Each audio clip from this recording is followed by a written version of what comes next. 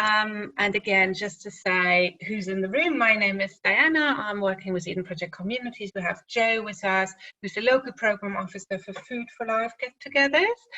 And we are both based in the East Midlands. And then obviously we have you. So please feel free to put in the chat where you're joining us from, and just to say hello.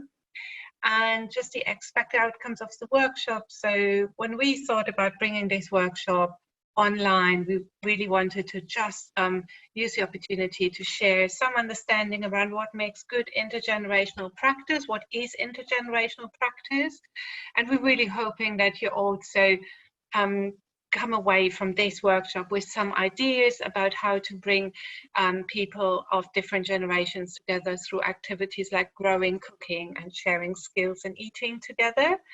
And obviously quite a few of those ideas have been developed pre-COVID-19, so part of this workshop was also to adapt it and to think a bit more about what can we do today and over the next month as well.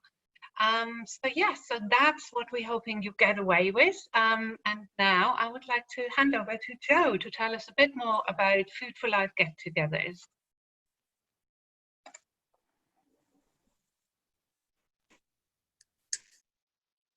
Is it on to the next slide, Joanne? There we go. Yes. Thank you. Hi everyone. So yes, just tell you a little bit about Food for Life get-togethers, but just wanted to start about Food for Life, just in case anyone's not familiar with the charity. So we're the charitable side of the Soil Association who certify organics, and we're all about transforming food cultures and making healthy and sustainable and tasty meals the norm, and reconnecting people where their food comes from. So we work in loads of different settings, schools, early years, a lot.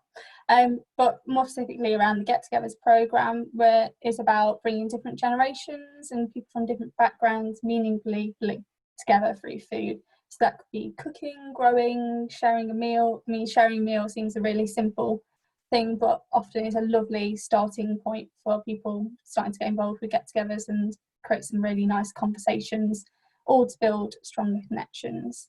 So looking to increase and utilise the skills that people already have and knowledge and experience to be able to sustain those meaningful connections and good food activities long into the future. We really have an inclusive approach, so trying to get all different people involved, and when we're working with settings and groups, trying to help them to think about who's in their community, who could they connect to. And all of this to create more positive attitudes to ageing and people from different backgrounds, and connections to good food and that accessibility. So to improve people's health and well-being through that sociable side as well as what's on their plate. It's a national programme, but we also, just very briefly, just to say in case anyone happens to be in any of these areas, test and learn areas that have a little bit more support on the ground. And if you're in any of those and you want to be connected with the people that support those areas, just get in touch. And this is all possible because we're funded through the National Lottery Community Fund. It's a 4-year programme and we're 1 year in. So why does it matter? Why are we doing all this? Food for Life get-togethers gives that chance to meaningfully connect. So this stat around 1 in 5 of us said that we are often or always lonely. Obviously we're going through a very different time at the minute, and that can change. And food's a great way and simple leveler for people to be able to, you know, branch out. I mean, the events that people go to just because there's food on offer, and actually then it's a accessibility point that actually then they get a lot more and connect with different people. There's a focus on bringing different generations together and people from different backgrounds. So there's sometimes negative attitudes towards ageing that go both ways. And we're looking to sort of bring these people actually together so they can find the positive reasons to connect and actually, you know, not that stereotype side, you're actually talking to a person. And that, so breaking those all things down that, you know, sometimes can lead to poor mental health and physical well-being because people don't do what they would do if they were better connected. We also, obviously, because it's all around food, it's a nice way to start a conversation about good food, and it gives people that different experiences. Food for Life, we have an ethos of good food for all, so it's really nice when I go to events and people will have conversations that they otherwise wouldn't really be having. Obviously we're aware of different people coming from different places, so it really sometimes gives that people those experiences that otherwise they wouldn't be getting, which is always nice to be able to give.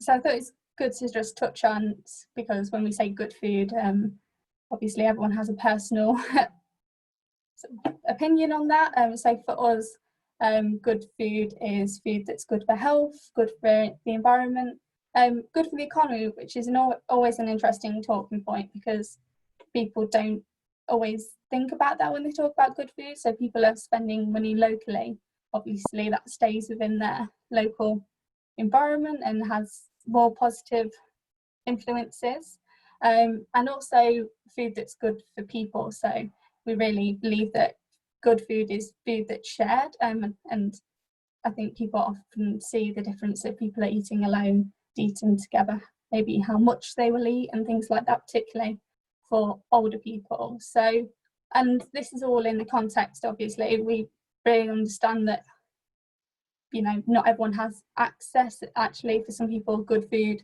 is food that they can get, and it's really working with people to understand where they're coming from and what they would like to do, but it's just give you that flavour of what we're about as well. So intergenerational practice, this is a bit of theory really. It's not as fun, but sometimes it's good, like considerations around maybe what you want to think about when you're starting to plan to do some intergenerational activities, or if you're already doing them, how to build them. So intergenerational practice, it's maybe good to sort of talk about that. Also, it's people of different generations. It doesn't always have to be the really young and the really old, although that often is really magical and really lovely. We can think of all the different types of generations coming together. So when I say those sort of things, I've worked on this kind of working for quite a while, and it's kind of magical, and I like to sort of give people a flavour of what that is. So here's a video that was obviously pre-lockdown and things like that hopefully bring that to life a little bit.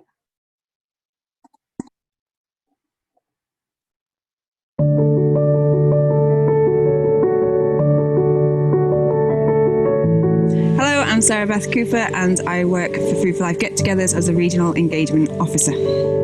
A Food for Life Get-Together is any event, big or small, where different generations come together to share good food, and it can be through cooking, eating or growing food together. Today we're at Savile Park Care Home in Halifax, and Cherry Tree Nursery have come to visit for a roast dinner day. They've cooked together, so they made Yorkshire puddings, making their own batter, and they've shared a nice roast meal with seasonal vegetables.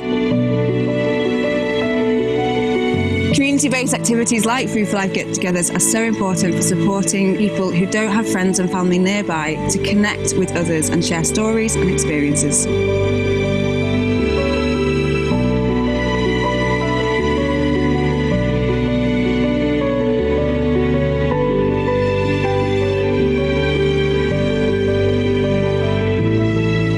Get-Togethers really highlights the value of bringing people together from all different backgrounds. We increasingly see a separation in our society between the ages, and we often see when we bring children into the care home, the older residents can really connect with these young people again and find new ways to tell their own stories, whether that's through food or through songs and experiences that they can share together. So it just uplifts people and it gives them something to look forward to.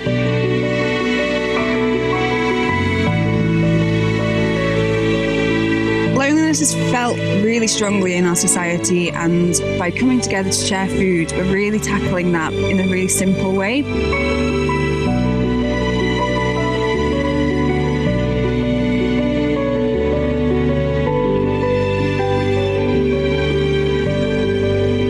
Get-Togethers is making connections through the residents and the children coming together to share food. And and really just creating meaningful connections in ways that maybe weren't possible before.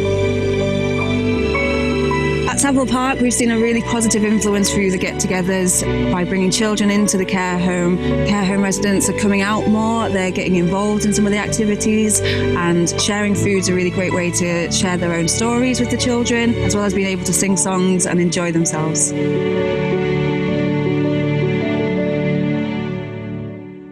Daisy, Daisy, give me your answer, do. I'm half crazy over the love of you.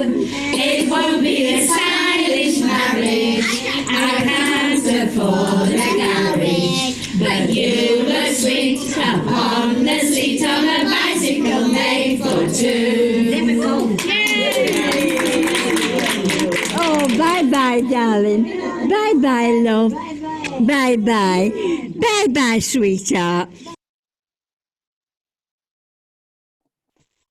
Okay, so yeah, I see a few of the comments saying about sort of emotional and touching, and yeah, obviously it feels a little bit different with the situation we're in right now. And I guess what we're really trying to do and work with is, yes, there's some limitations, but those connections are really important. So how can we do it now? So here's a sort of definition of intergenerational practice around it being purposeful and meaningful and activities. So some of the key things that generate what we class as intergenerational practice. I'll go through some of the ones that, from working in, I think are really good ones maybe to consider with this kind of work. So sorry, Jana, just if you could just go on to the next slide. Thank you very much. So the first one, it being mutual and I can never say this word, benefits, is a really important one for me. And sometimes, especially in those kind of settings, we can maybe think about the benefits for the younger people, but trying to always considering what the benefits are for all of the people that get involved. Sometimes it's a little bit difficult because some of them can sometimes come a little bit later when you've done this kind of work with people for a long time. So like confidence, like purposefulness. So yeah, just trying to capture all of those kind of benefits. It being asset based. So traditionally, kind of some way of working is identifying a problem and then trying to remove the circumstances or behaviours around that are causing it. But intergenerational work through asset base is really working with people to discover their strengths and what assets they have to build on. So for an example, a lot of care homes have ground and space but they can't utilise, so maybe connecting with other settings or other groups to come in and use that space and then connect with the care home as one kind of example. Strengthening community bonds and promoting active citizenship, because if people are more connected, they feel invested in their community, they are more likely to sort of be concerned with local issues. One sort of very brief example with a care home that connects with a nursery, there's a little boy particularly that enjoyed they came over every week, and after when he lived very locally, so then when he went for a walk with his mum, he would ask to go, because they had an open garden, and actually go and walk around the garden, and when it was summer holidays wanted to go in and still visit the older people. And he was like 4 years old, so it's obviously instilling that really early of that connection and investment in community really. I'll send through some notes that explain a few of these a little bit more as well.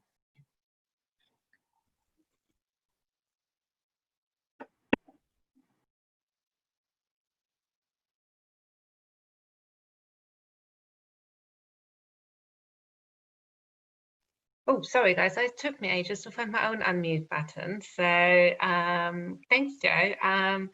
So one of the things we have been thinking about is obviously, so when we were planning this workshop, this was all about engaging people with one of the national events of the Food for Life get-togethers, which was Grandparents Gardening Week in spring, and we had loads of people being excited about using some of those principles of intergenerational practice that Jo just described in their own communities at events that were aimed to bring people of different generations together to grow food. And so that's kind of the, yeah, so we thought a lot about how do you actually then bring and create those events. And obviously now we're in a little bit of a different situation. So we are more now focusing not only on kind of the physical world, but we have to really also embrace this virtual world and thinking about how do we actually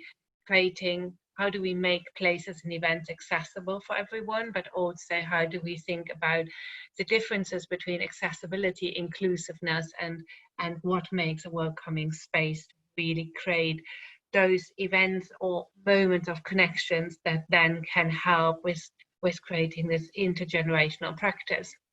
So for me, and just speaking about some of our experiences here at Eden Project Communities over the last few months, is definitely this principle of inclusion, in a sense of it doesn't have to be for everyone, but it has to be with everyone. So really kind of creating the design of your event or your activity should be participant-led. So really looking into who do I want at that space, who do I hope to connect, and bringing those groups of people into the design process of either your activity program, but also even if it is a one-off event, it always helps to say, if we would love to see you at the event, what can we do to bring you, what would make this event really attractive to you, or what would it make for you, what do you need from this space.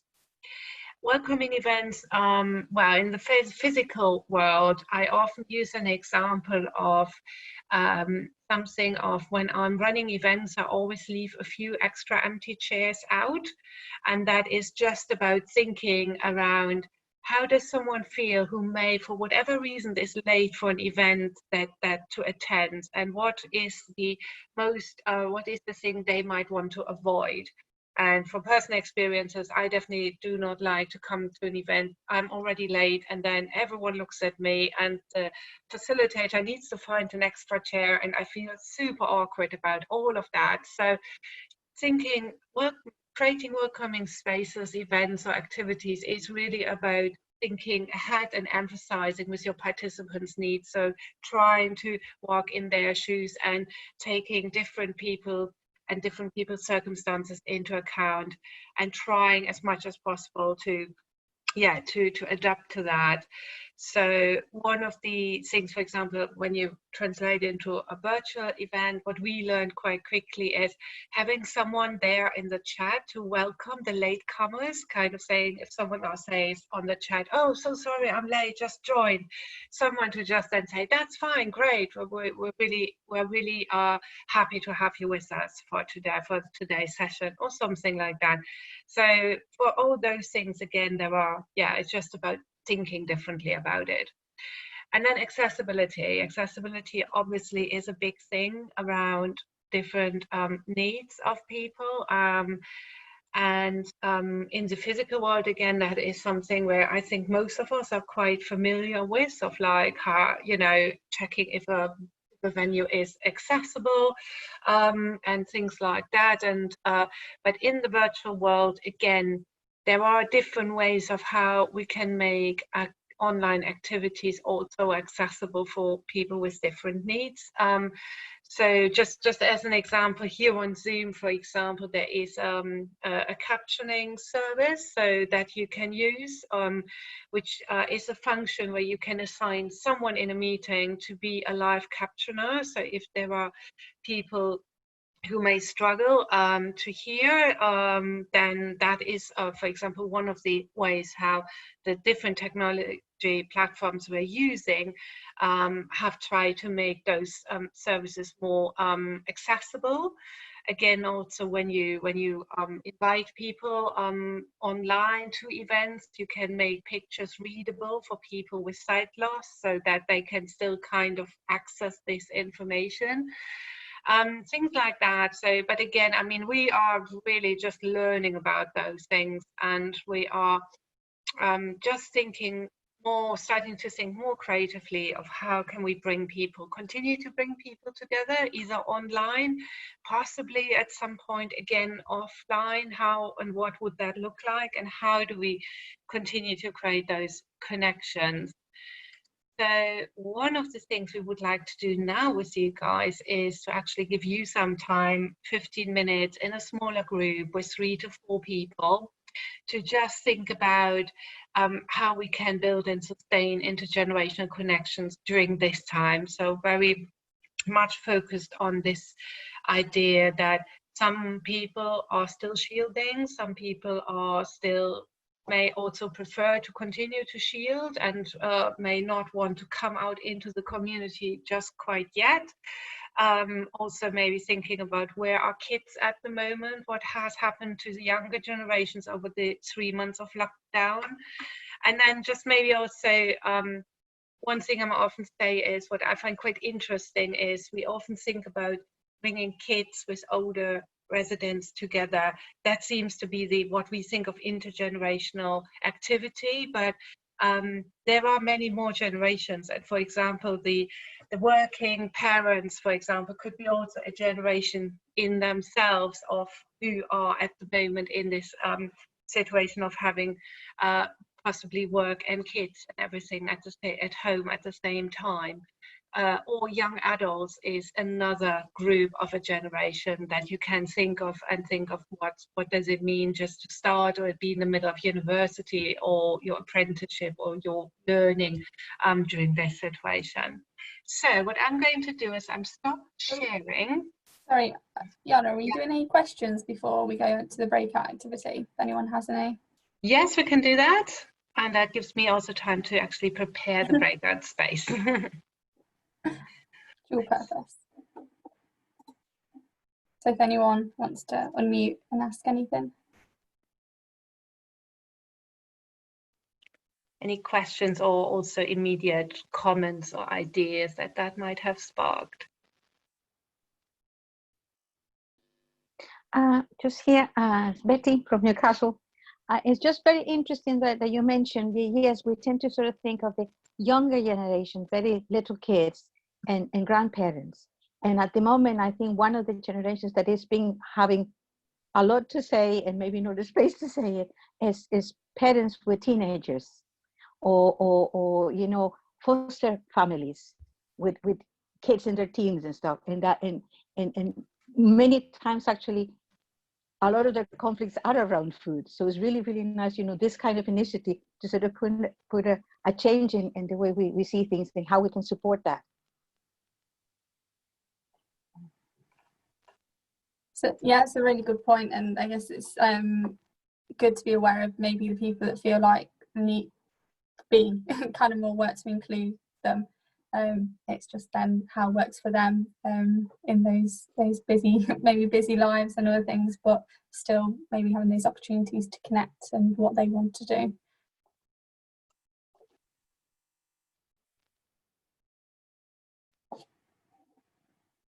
Great. Are there any more questions or immediate reactions or comments?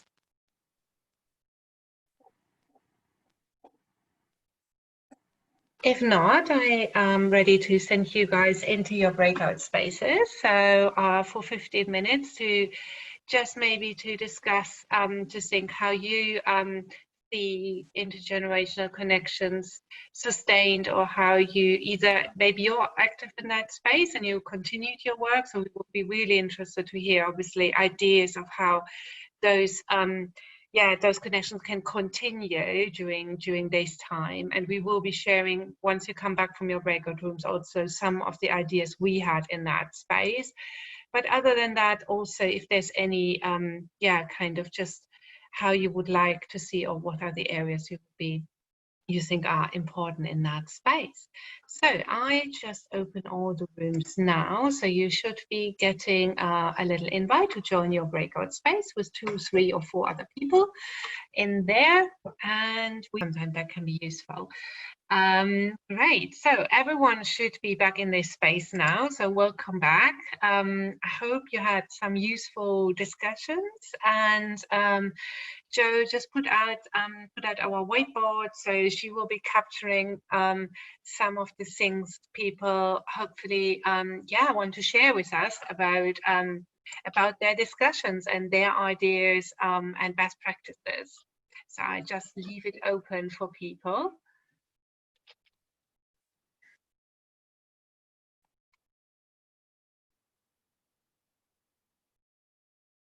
Maybe anyone from breakout room 1 who would like to feedback?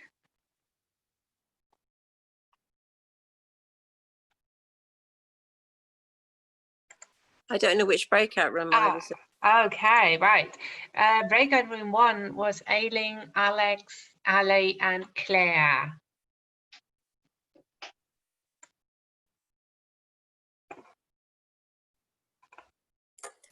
If no one else wants to be brave, I can talk about it. We had a couple of people who were quite gardening focused, so community gardens or kind of a church community with some green space beside it, and wondering how that can be connected into the community a bit more. And then also Ali is an artist, and we're thinking about how that could also work within the green space. So you have some items of sculptural interest, but also you could kind of get together to create a scarecrow or some kind of bird scarer type materials. But I don't know if anyone else wants to come back in and say a bit more.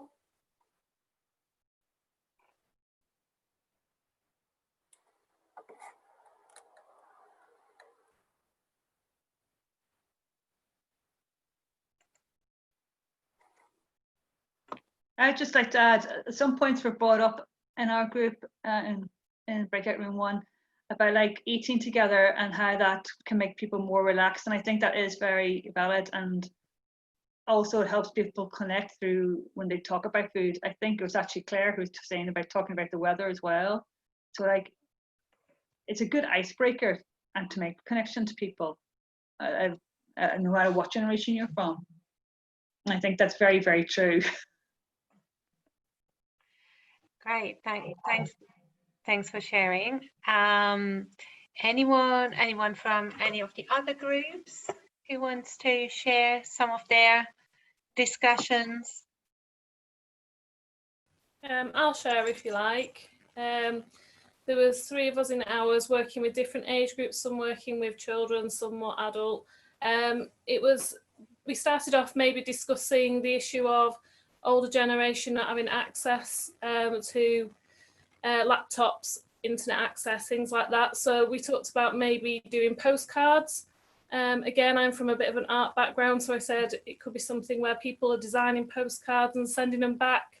Some of the younger generation might not be used to writing letters in the kind of old-fashioned way.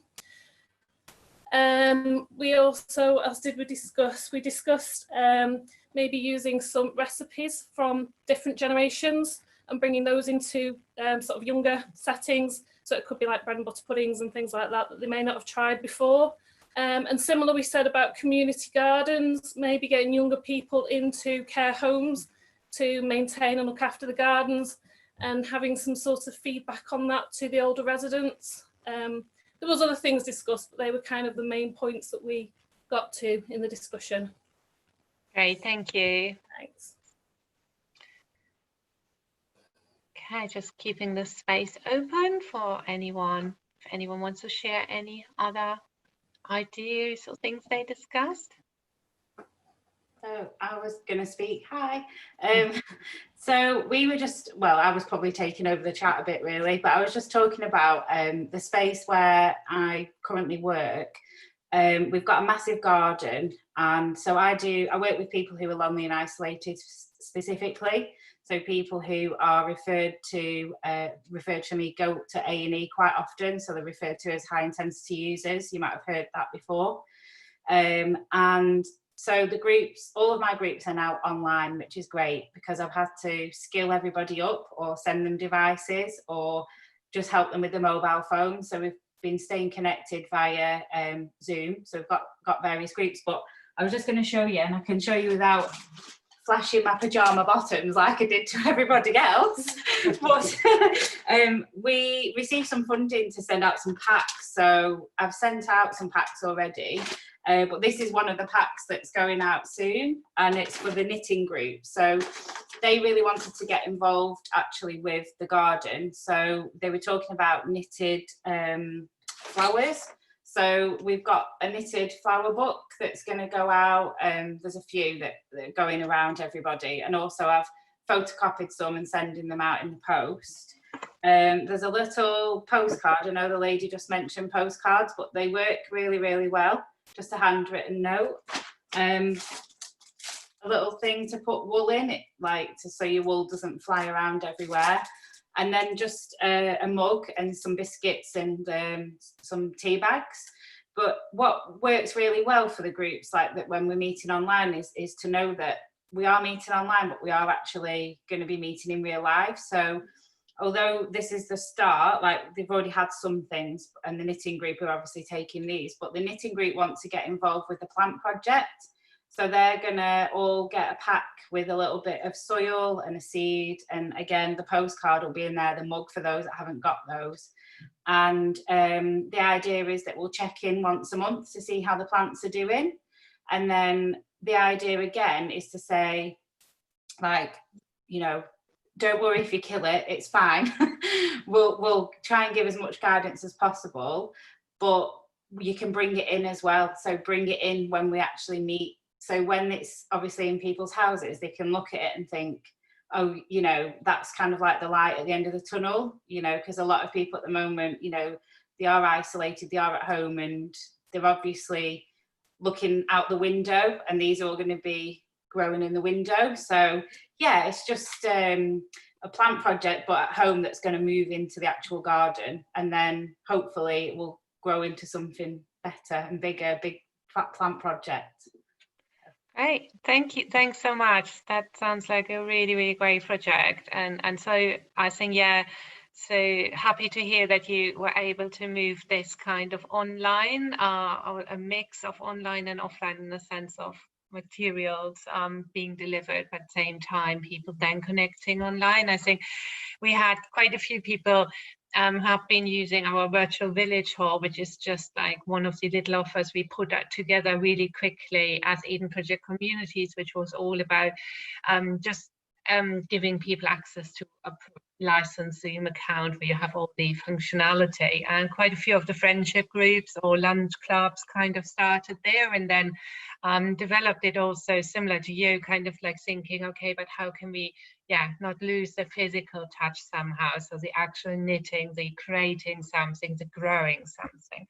Great. I think, Joe, I think you will have to have some ideas about the growing aspect, I assume, because you have done quite a few growing trainings, obviously, before we came to this situation and started to think about how to do growing together virtually and how that could work.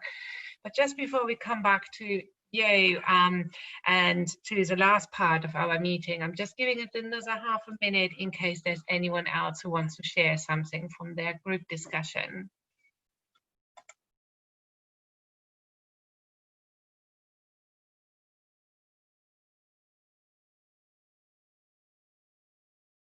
No, seems like everyone happy. Great. So Joe just kept notes on the whiteboard, and we will obviously we will share those after the meeting together with the presentation and everything. So maybe Joe, if you want to come out of the whiteboard, and then I can start re-sharing the presentation. Great, let's do that. I've got this. Let's go to this space and start present. That hopefully should work. Let's have a look. Oh no! Oh, sorry. This is coming from the beginning, so we have to just quickly click through to where we want to be here. So activities for where for where we find ourselves. Over to you, Jo. So yeah, well, obviously this is new for a lot of, well, all of us.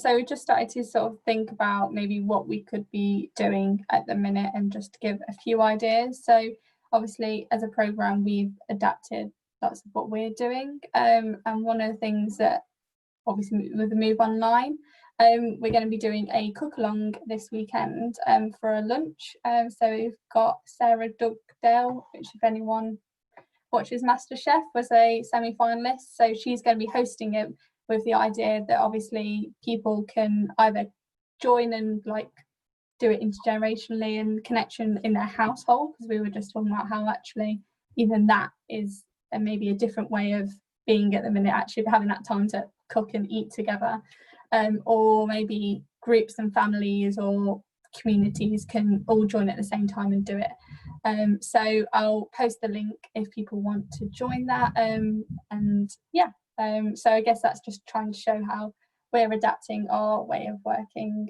and how maybe, you know, you could do a similar kind of thing yourself as well if you were that confident. And here's just a really simple growing for like seedlings. So it uses just newspaper, and all you need is like a yogurt pot, and you can just make this little pot, and it could be a, you know, I know garden centres are open more now, but we're really trying to use what we have around, so it's environmentally friendly, it's a bit easy to do, and people could just, yeah, do their own pots, then maybe share them with someone else, or you could have like a growing race, and or you could grow a different variety of the same plant and see how it looks different. Loads of different things from it, really. Get creative, but just thought would show really quickly how easy it is to make. Hi everyone, this is Emmy, and today I'm going to show you how to make these quick and easy biodegradable newspaper pots that you can use for starting new plants or for starting your seeds in the spring. When my children were still at home every spring, I would get them to do a perennial plant sale, and they could make up to $300 in one sale. You can sell these for $1 each, and it's certainly easy to sell 300 of these in one day. We had to devise a quick and easy way to make these pots because we made them thousands at a time. In one spring season, we could easily sell up to 2,000 of these. So let's get started. I'm going to show you how we worked out a quick and easy way to make these biodegradable newspaper pots.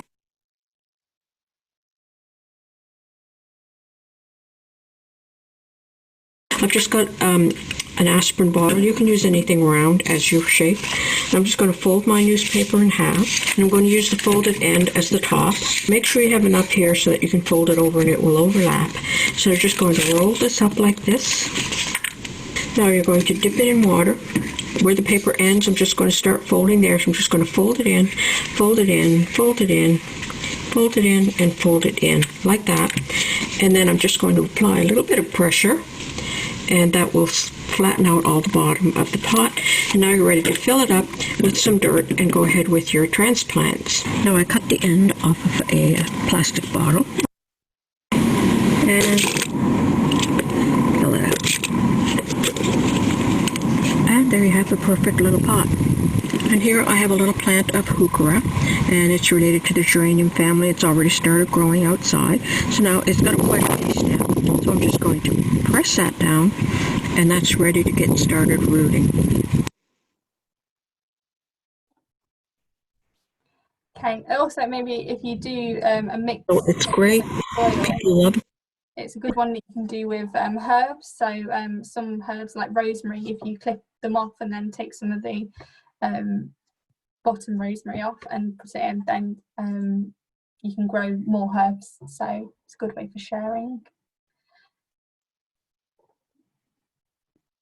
So just touch quickly on our national events. So we have 3 national events throughout the year, just to try and bring in, be like really accessible way for people to start getting involved in Food for Life get-togethers. If you're a bit stuck for ideas, it's a nice way that, you know, hopefully lots of people are getting involved in the same thing on the same time. So we, as Joanne said, we had Grandparent Gardening Week, which is just about bringing different generations together through growing. Obviously we're partnered with the Big Lunch But our next one is World Food Day, which is on the 16th of October. And obviously now we know everything that's going on, we can hopefully adapt and make it a good success. So it's all about encouraging people to share a freshly made meal using seasoning local ingredients where possible to celebrate good food, and really encouraging people to connect with people from different ages and different backgrounds. So it's also, we're looking, so the theme is grow, sustain, nourish, making connections together. So trying to maybe use those themes to grow it ahead of World Food Day, and see a build up to, and actually have that as a celebration event. But it's really flexible for, you know, where people are at and what people want to do, and bringing in people's different cultures and expertise. So really celebrating your local community with World Food Day. So maybe we'll be doing more information on that in the future, and we can develop ideas with people. So just if you want to keep in touch and get more support, particularly people, like I said, if anyone's in those test and learn areas that were previous, then I can connect with the people that support in those areas, or if people want support from the national team and maybe how they can get involved, they can get in touch with me. And if they want to get in touch with, or Yana, you can talk about it a little bit more yourself. Right, thanks so much, Jo. Thanks so much for joining us today for this session. As I said, we will be sending you all the presentation and also some more resources on how to make the little paper pots. Yeah, I found that really funny how she put this slide in saying, sorry, you can't hear me, it was too windy. Well, I think we're all learning at the moment, aren't we? So we will send you some more information, step-by-step information on all of those things we mentioned during the last hour. And just to say, we really would appreciate if you could fill out our really quick survey, which is just 2 minutes, on telling us how did you find this event, what can we do better, and what other topics or things you would like to explore. It doesn't take long, it's just a few minutes, and again, it's the only way at the moment we can hear kind of and learn as well. So yeah, so thanks again for joining. I will be sharing everything in an email probably in the next few days. So yes, I think that's pretty much it from me, and the only thing I have to maybe to say as well, again, thanks for joining. I hope to see you soon, and possibly at some Food for Life get-togethers. Right. Thank you. Thanks, everyone. Bye. Bye. Bye.